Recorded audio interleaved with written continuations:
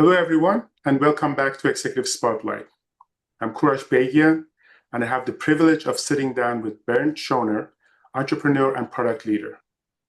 Bernd has a PhD in machine learning from MIT and has spent more than 25 years scaling and selling B2B technology companies.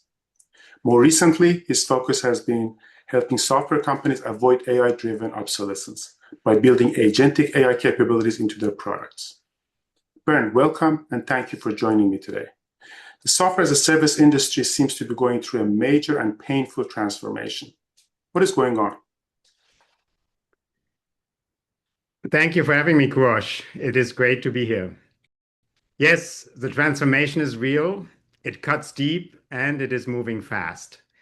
Every software business now has to figure out how to stay relevant by effectively turning itself into an AI-enabled company. That is an existential challenge, but it is also a once-in-a-lifetime opportunity to emerge stronger, to gain market share, and to create more customer value. Great. So, Bernd, throughout your career, you've been the architect behind innovative product solutions and entire companies built around those products. What is the core mandate that drives your approach to leadership?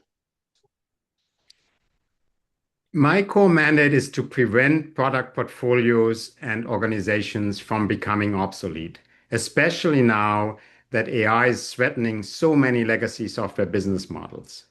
When I step in, I help companies rebuild the roadmap around customer value, add agentic capabilities where they matter, and turn AI productivity gains into meaningful and measurable top and bottom line impact. Great. Let me dig a little deeper into the product management side of your work. How has AI changed how products should be managed? AI has indeed changed product development and product management dramatically. Agentic coding tools accelerate programming by a factor of up to 100, which means development teams can deliver far more functionality far faster. That is great news, but it also creates a new problem. When engineering stops being the bottleneck, product management is becoming the new bottleneck.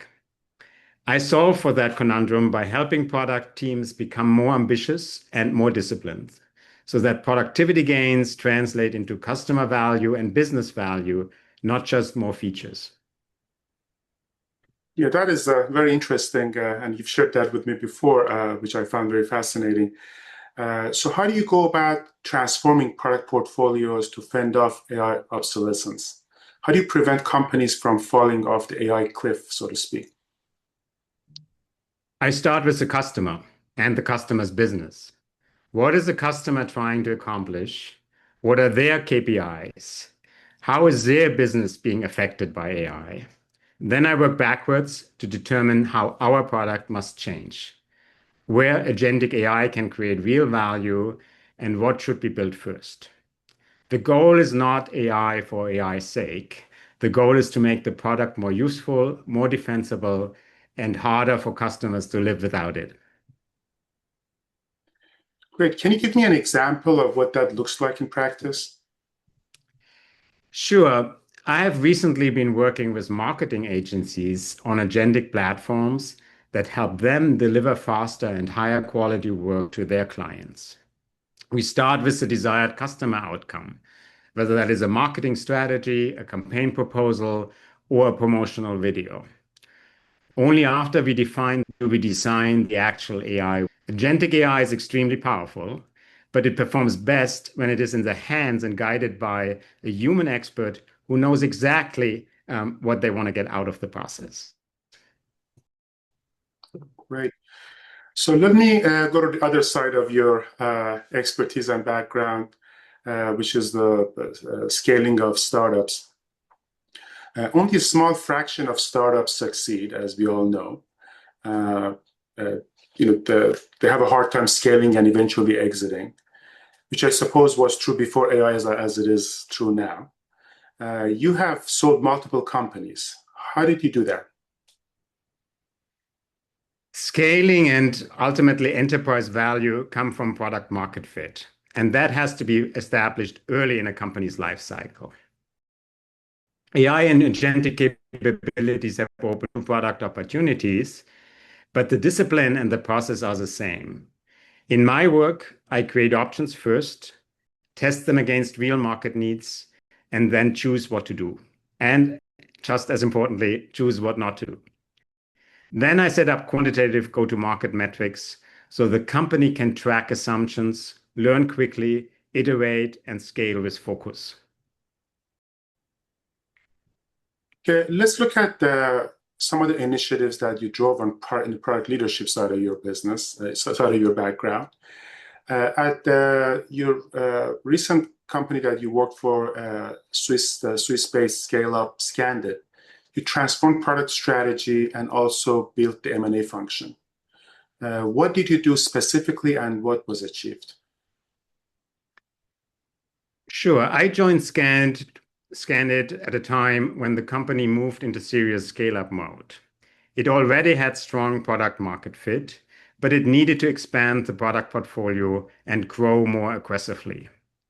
I added an ambitious end-to-end AI platform that was more data-centric, stickier, and had higher margins than the legacy product. In parallel, I built the M&A program and expanded the market reach through an acquisition of a small tech company. Together, these moves positioned Scandit as a category leader in smart data capture and led to the company's $150 million D round as well as unicorn status. Great. So, Bernd, you're so uniquely positioned to answer this question because of your background, both in product leadership as well as a successful entrepreneur with successful exits. As you look at where the tech industry and particularly AI is heading over the next 3 to 5 years, what new challenges and opportunities do you think will emerge? And what should product leaders do now to prepare? The biggest shift is that AI native products will not just automate tasks. They will take over whole workflows, make decisions with humans in the loop, and continuously improve through data. That means product leaders need to think much bigger than feature roadmaps. They need to ask themselves what their product should become if constraints on engineering speed, data processing, and workflow automation were radically reduced, if not totally eliminated. More than a decade ago, I wrote the Tech Entrepreneur's Survival Guide about how to build and scale technology companies.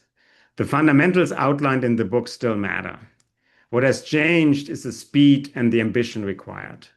Product leaders must raise their ambition by a factor of 10 across the board. 10 times more customer value, 10 times more speed of execution, and 10 times more business impact. What does that mean in practice? Now you can refactor your code into a coherent and scalable code base and get rid of the spaghetti code that's probably stemming from multiple acquisitions.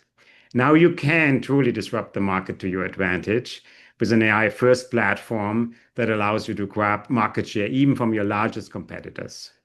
On the other hand, if you don't make those bold moves, your competitors for sure will. Very fascinating, Bernd. You've given us some incredible insight and an incredible vision for product leadership in this day and age of AI, particularly as it relates to SaaS companies and what they're going through. Thank you so much for taking the time to share your playbook with us today.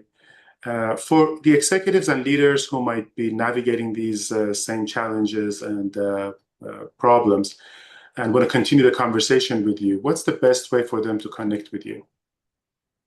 Thank you, Koorosh. It was a real privilege to be here.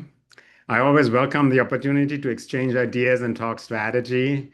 The best way to reach me is directly on LinkedIn.